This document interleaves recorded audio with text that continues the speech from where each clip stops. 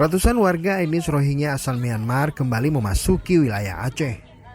Kali ini sebanyak 183 warga Rohingya diseludupkan melalui pesisir pantai Desa Matang Pelawi, Kecamatan Perlak, Kabupaten Aceh Timur.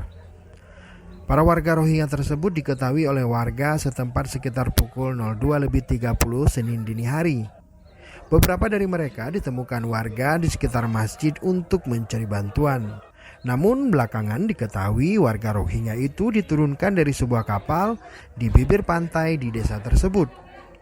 Usai menurunkan penumpang, kapal itu langsung meninggalkan mereka.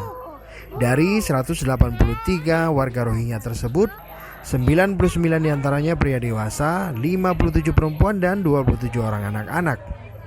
Saat ini warga Rohingya itu telah ditempatkan di Balai Desa Matang Pelawi, Kecamatan Perlak, Aceh Timur. Pihak desa telah berkoordinasi dengan aparat keamanan setempat terkait kedatangan warga asing tersebut. Orang ini sampai kemari jam setengah tiga. Orang ini masyarakat lebih duluan tahu ketika orang ini turun ke masjid. Di masjid kami tahu orang ini sudah ada 5 orang. Jadi yang lainnya masih di tepi laut, di pinggir pantai. Habis itu orang ini kan habis diturun sama kapalnya berangkat lagi.